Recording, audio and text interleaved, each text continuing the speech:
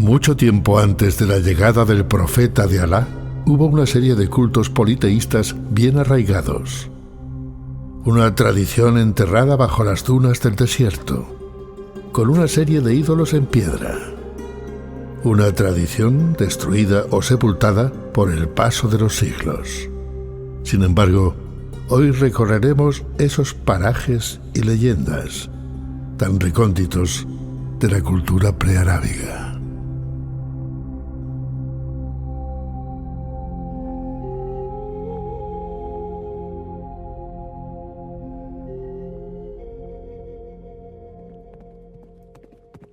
En el tercer milenio antes de Cristo, los pueblos de lengua semita se trasladaron hacia Mesopotamia, asentándose en Sumeria. Y con el paso de los años crearán el llamado Imperio Acadio de Sargón, hacia el 2300 antes de Cristo. Abandonado nada más nacer en una cesta sobre las aguas del río, fue recogido por un aguador que lo crió como su hijo. De joven trabajó de jardinero y la diosa Ishtar lo favoreció otorgándole un futuro pleno de poder y riquezas. El poder que Sargón llegó a alcanzar tras unificar políticamente a las poblaciones semitas y conquistar las ciudades sumerias iba más allá del logro de los objetivos de hegemonía perseguido por los reyes sumerios que le precedieron, y significó una ruptura con el carácter que hasta entonces había tenido la realeza. Historia del Cercano Oriente, de Carlos Wagner.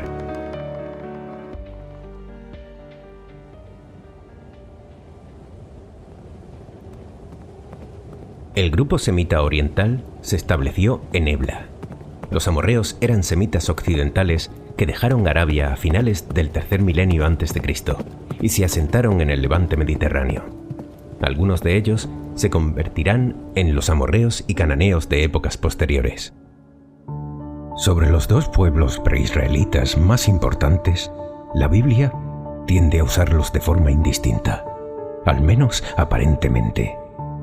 Pero si se presta atención, en algunos pasajes de la Escritura aparece en primer lugar una diferenciación por razones geográficas. También se puede encontrar en algunos pasajes una distinción especial para los amorreos, siendo considerados como una raza aparte, con una estatura y fuerza extraordinarias, algo que no se dice nunca de los cananeos. Comentario al libro de Josué, de Samuel Pérez Millos. Los mineos constituyen uno de los 4 antiguos pueblos de la zona mencionados por Eratóstenes.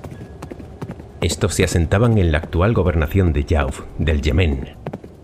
La mayoría de la tribu de Du Husayn se consideraban a sí mismos parientes de los mineos, junto con su tribu hermana de Du Mohamed.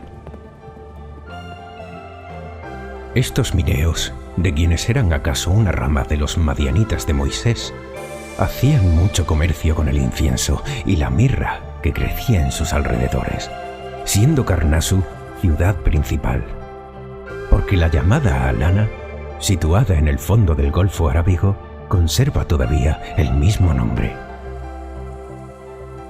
La geografía universal, de Konrad Malte-Brun. Cuando los 4 pueblos se habían organizado en reinados, los mineos tuvieron una posición dominante hacia el 1200 a.C., comienzo de la expansión del comercio en la ruta terrestre del incienso. El árbol del que se obtiene el incienso se encuentra en Somalia, en la isla de Socotra y en la India. Una parte del incienso consumido en el Mediterráneo podría proceder de estas regiones. Sin embargo, el incienso de mayor calidad era el obtenido en todo el sur de Arabia. Desde el interior de la península arábiga era llevado a los principales puertos de su fachada meridional, donde era adquirido por los comerciantes occidentales. Viajeros, peregrinos y aventureros en el mundo antiguo, de Francisco Marco Simón.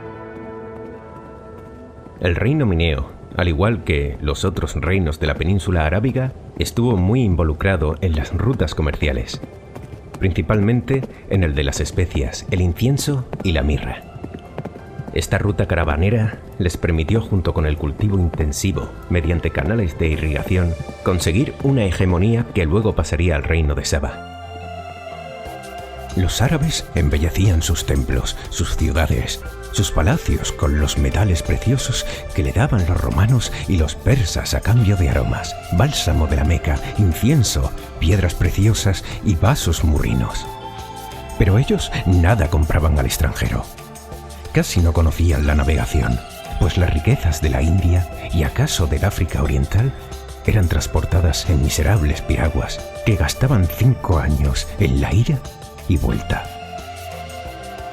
La geografía universal, de Konrad Maltebrun. Alrededor del 400 a.C., los mineos lograron aliarse con Hadramaut y liberarse de Saba. Y ya en el siglo IV a.C., tanto Ma'in como Hadramaut fueron gobernados por la misma familia. Una estrecha relación que acabaría desmembrada hacia la segunda mitad de ese siglo. La capital del reino fue Yatil y más tarde Karnau. En el siglo III a.C., el reino llegó a su esplendor, cuando su influencia abarcó toda la ruta del incienso, tras conquistar Najrán, Asir y Hiyaz. Los mineos llegaron hasta Dedán y su comercio de larga distancia abarcó el Egeo, implicándose también en el comercio marítimo. En los altares de todos los dioses del Imperio Romano, desde Siria hasta Bretaña, se quemaba incienso de Yemen. Se estima que en el apogeo de la ruta del incienso se transportaban cada año a través de ella 3.000 toneladas de estas resinas aromáticas vegetales, por un camino ondulante que cambiaba ligeramente cada vez que los asentamientos locales decidían aumentar los impuestos a las caravanas que pasaban. Odorama, de Federico Cuxo. Hacia finales del siglo II a.C., Ma'in se encontraba bajo el dominio de Qataban, pero después del colapso del imperio, el reino mineo también decayó. La zona acabó bajo el dominio de Saba, hasta el momento en que el general romano Helio Galo emprendió su campaña militar. La campaña de Helio Galo fue un sonoro fracaso desde el punto de vista militar y mostró que el desarrollo del comercio romano en Oriente no podía basarse en la conquista de esos territorios. Sin embargo, tal vez la expedición no fue finalmente un fracaso total desde la perspectiva comercial y pudo contribuir de manera directa o indirecta a un mejor conocimiento de la región. Viajeros, peregrinos y aventureros en el mundo antiguo, de Francisco Marco Simón. Los sabeos, por su parte, fueron un pueblo semítico que accedieron a la Arabia septentrional desde el norte. Luego partieron hacia el sur y fundaron el reino de Saba, en la actual Yemen. La civilización sabea comenzó hacia el siglo XII a.C. y son mencionados en las inscripciones asirias desde finales del siglo VIII a.C. Es sabido que el patriarca Abraham se educó en la religión y creencia de los sabeos, de que no hay otra divinidad que las estrellas. Obras de los tales existen ahora en traducciones arábigas y también en sus antiguas crónicas. Dicen claramente que el sol gobierna al mundo, tanto al de arriba como al de abajo. Guía de los descarriados, de Maimónides. El antiguo reino de Saba estableció su poder a principios del primer milenio antes de Cristo. Posteriormente, hacia el siglo I a.C., fue conquistada por los himyaritas. Pero tras su desintegración, el reino sabeo reapareció a principios del siglo II. Finalmente, fueron nuevamente conquistados por los himyaritas, a finales del siglo III, asentando su capital en Marrib. El reino, en su conjunto, abarcaba toda la franja desértica, el denominado Sayhat, según los geógrafos árabes medievales. El desarrollo de este curioso pueblo había alcanzado un nivel bastante alto ya mucho antes de la dominación romana sobre el Egipto. Su solar, la Arabia feliz de los antiguos, la zona de Moca y Adén, se halla circundado por una estrecha faja desértica y torcida. Pero las sanas y templadas tierras interiores de Yemen y Hadramaut están cubiertas en las vertientes de sus montañas y en sus valles de una vegetación exuberante, y las abundantes aguas que bajan de las cumbres permiten en muchas partes, con una explotación cuidadosa, la horticultura. El mundo de los Césares, de Theodor Mommsen. Los sabeos, al igual que otros reinos yemenitas de la época, estaban muy involucrados en el comercio de las especias, sobre todo del incienso y de la mirra. Los sabeos dejaron gran cantidad de inscripciones como el monumental alfabeto Musnad o documentos en escritura Zabur, que abarcan alrededor de 1300 años de historia. La escritura imiarítica es, según todas las apariencias, la que los historiadores árabes mencionan con el nombre de Musnad. Ignoramos a qué fecha debe referirse la institución de este alfabeto, ciertamente anterior al islamismo, y cuya forma arcaica parece remontarse a una época muy antigua. Puede ser, dice Ernest Renan en su Historia General de las Lenguas Semíticas, que la tradición de la estancia de los fenicios en la Arabia y en las orillas del Mar Rojo encontrará aquí su confirmación. La invención de la escritura, de Alfred Maury. Los orígenes de los catabanes, situados en el norte de Yemen, son hasta día de hoy desconocidos. Hacia finales del siglo VIII a.C., Katabán fue conquistado por Yiza Amar Watar I de Saba. Poco tiempo después, cayó bajo el dominio del rey Ausán. Katabán se limitaba en un tiempo a la cuenca de dos wadis, que corren al noroeste y al norte del altiplano del sur de Arabia al desierto. En el wadi oriental, que fue habitado muy tempranamente, se hallaba la capital Timma, y río arriba había algunas localidades relativamente grandes. El país lindaba al noroeste con Saba y al noreste con Hadramaut. El resto estaba rodeado de pequeñas regiones políticamente independientes. Estas llegaban al suroeste hasta el lugar opuesto al actual Adén, y hacia el sur por la Datina, hasta el Océano Índico. Al suroeste se introducía Asuán entre Katabán y Hadramaut. La capital de Asuán se llamaba Wars y estaba situada al suroeste de Himna, en esta dirección a medio camino de Timma y el mar. Griegos y persas, el mundo mediterráneo en la Edad Antigua, de Hernán Bengtsson. Tras ser conquistados y vinculados al reino de Saba, Katabán se convirtió nuevamente en vasallo de su vecina occidental y obtuvo de parte del mismo Ausán los territorios sometidos en la costa del Océano Índico. Ya en el siglo III a.C., Katabán, bajo el reinado de Yabaid Yigán I, logró deshacerse del dominio de Saba, probablemente gracias a su alianza con Main y Hadramaut. Aunque pocos siglos después, en la batalla de Tujarhik, Saba detuvo el ascenso de Katabán, lo que supuso la división de este gran reinado. Con la conquista de Hadramaut y la victoria sobre la tribu Amir, Katabán llegó al punto más alto de su poder, pues obtuvo amplias zonas de la costa de Yemen y al mismo tiempo una estrecha relación con la ruta del incienso. En tiempos de Manasés, el remoto reino de Saba era famoso por sus productos aromáticos, transportados por las caravanas a lomas de camellos hasta el Levante.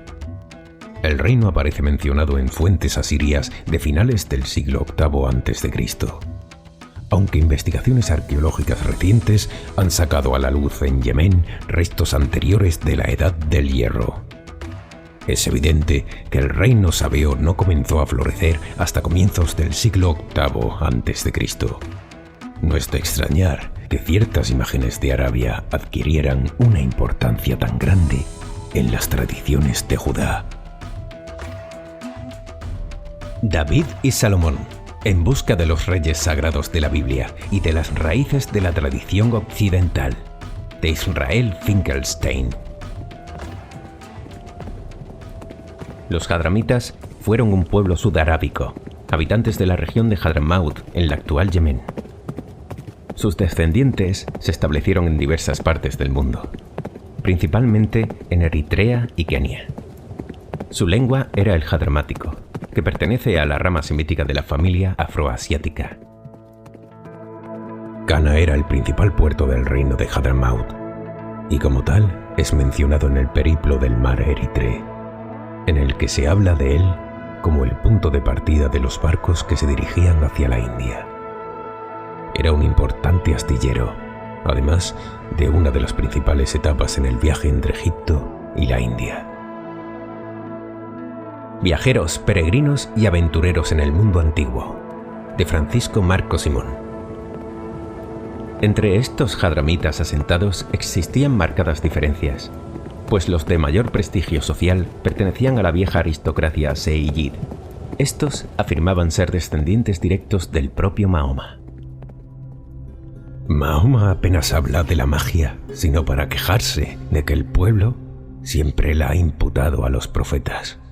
Mas, contra lo que se indigna vivamente, es contra un uso adoptivo antes que él, que era el de consultar la suerte por medio de unas flechas, a lo que llama una abominación, que tiene a Satanás por inventor.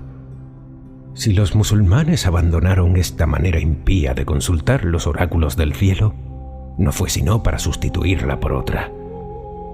Es muy común el no hacer de esta suerte otra cosa que mudar de absurdo, así como lo es entre las naciones el legarse unas a otras el error, que es expresión del mismo Mahoma.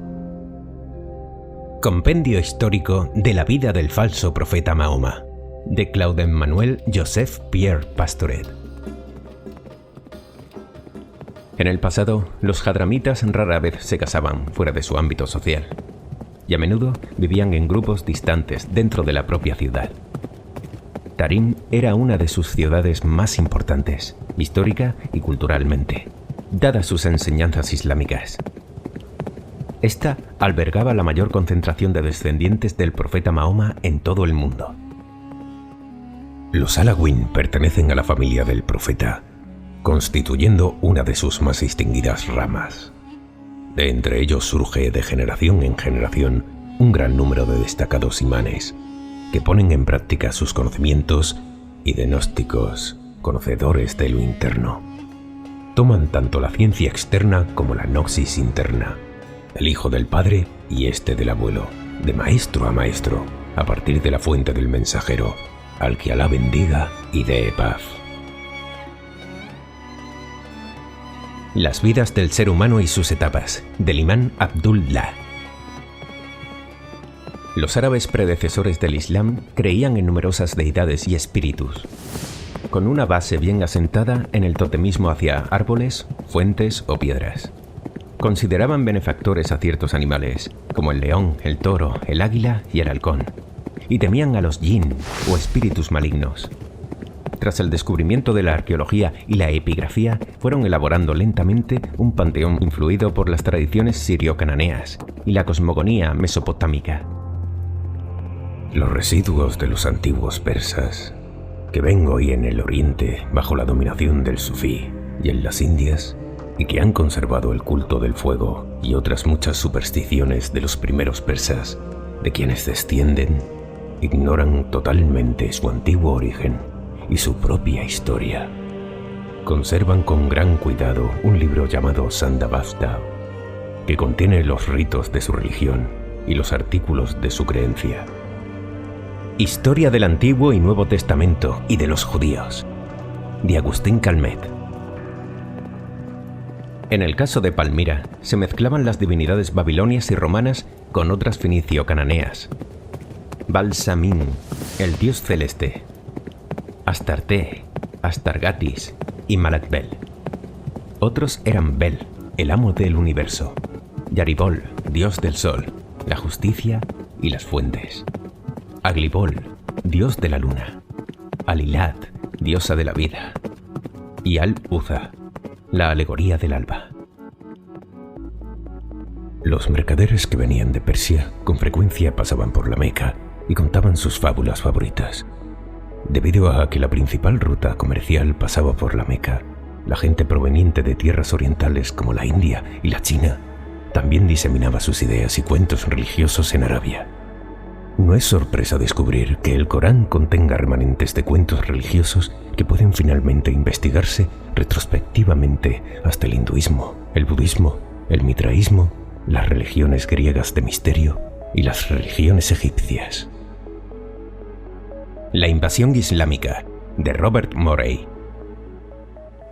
El panteón nabateo, sin embargo, era absolutamente árabe. Lo encabezaba Dusares, rey de los dioses, y Alilat, la diosa del sol, cuyo símbolo era el león.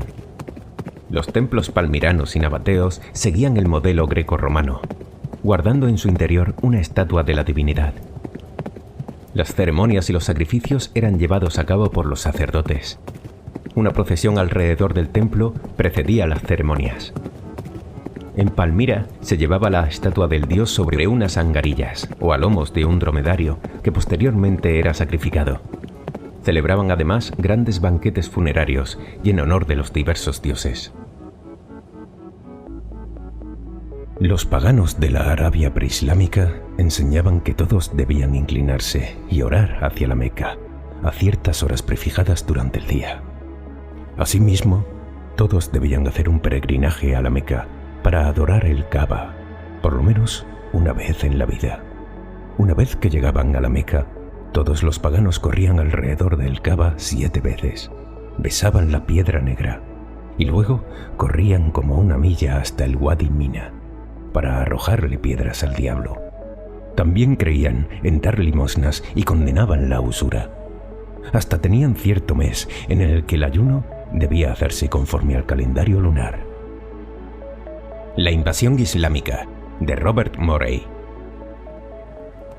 En el sur predominaban las deidades astrales, aquellas que dominaban la naturaleza y el destino. Una tríada familiar encabezaba el panteón. Atar, dios de las estrellas, simbolizado por el planeta Venus. Su padre, Kamar, dios de la luna, llamado Al-Makab por los sabeos. Y su madre Shams, la diosa del sol. El culto a esta tríada estaba reservado únicamente a reyes o sacerdotes. Otros dioses eran Warafu, el señor de las limitaciones del terreno, Mundiai, el patrón de la irrigación, o Tala, dios de la lluvia. El sabeísmo consiste en la adoración de los cuerpos celestes, del sol, de la luna y de las estrellas. Ora de uno solo de ellos, ora de todos indistintamente. Este sistema, que en el antiquísimo y que se halla esparcido por toda la extensión del globo, se ha mezclado también con todas las otras religiones, pero solo existen en el estado de pureza entre algunas tribus aisladas.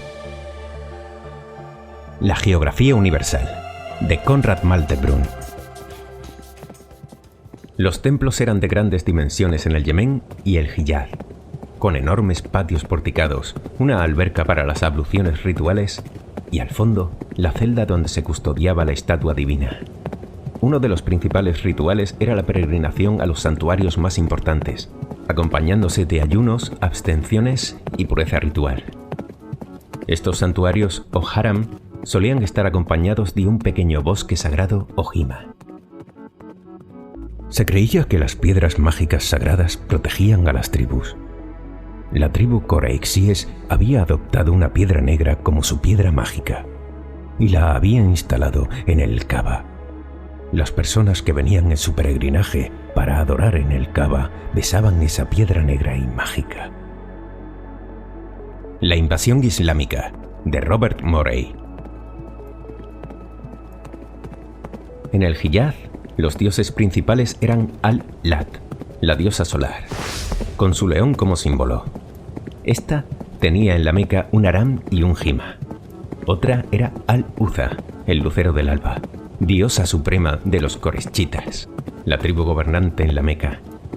Y finalmente Manat, una diosa muy antigua, señora de la justicia, la muerte y el destino. En Arabia, al dios Sol se lo consideraba una diosa femenina y a la luna un dios masculino.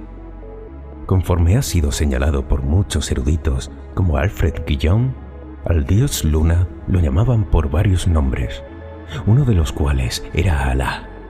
Alá, el dios luna, se casó con la diosa sol. Juntos produjeron 3 diosas que eran llamadas las hijas de Alá. Estas 3 diosas se llamaban Al-Lat, Al-Uzza y Manat. Las hijas de Alá, junto con Alá y las diosas del sol, eran consideradas como sumos dioses, es decir, se consideraba que estaban en la cima del panteón de las deidades arábigas. La invasión islámica, de Robert Morey. En los templos se desarrollaban las ceremonias y los sacrificios, mientras los kahin practicaban la magia y la adivinación. Asimismo, contaban con algunos servidores laicos. Pero con el paso del tiempo, la llegada del Islam prohíbe todos estos cultos que se considerarán profanos. Ismael fijó su morada en el desierto de Farán, cerca de Bersabé. Se hizo muy diestro en tirar el arco, y su madre le casó con una del país de Egipto. Vivió 137 años y murió en el año del mundo 2231, dejando un crecido número de hijos y nietos. Historia del Antiguo y Nuevo Testamento y de los judíos, de Agustín Calmet. La vinculación genealógica con la estirpe de Abraham sustentará durante miles de años los pilares de la tradición islámica, teniendo en consideración que sus ulul azmi o imanes de los rasul son Noé o Nuh, Abraham o Ibrahim, Moisés o Musa, Jesús o Isa y finalmente Mahoma o Muhammad, quien escribió el Alcorán por medio del arcángel Gabriel. Para obrar esta revolución tan repentina en las ideas de sus compatriotas, tuvo Mahoma que hacer pasar su Alcorán por obra divina, protestando que no sabía leer ni escribir. Y en confirmación de esto, tuvo que fingir que la doctrina que les predicaba en aquel libro se la revelaba el ángel Gabriel, a quien él llamaba Espíritu de Sanidad. Compendio histórico de la vida del falso profeta Mahoma, de Claude-Emmanuel Joseph Pierre Pastoret. Mahoma, o más bien conocido como Muhammad, nació en la Meca y fue acogido bajo la protección de su tío Abu Talib, miembro de la familia Hassin, tribu de los Quraysh. Pronto se desposó con la viuda Khadija y tras su visión en el monte Hira, se convertiría en un fehaciente enemigo del politeísmo propio hasta entonces de la Meca, en el profeta de Alá. Pero esa es otra historia.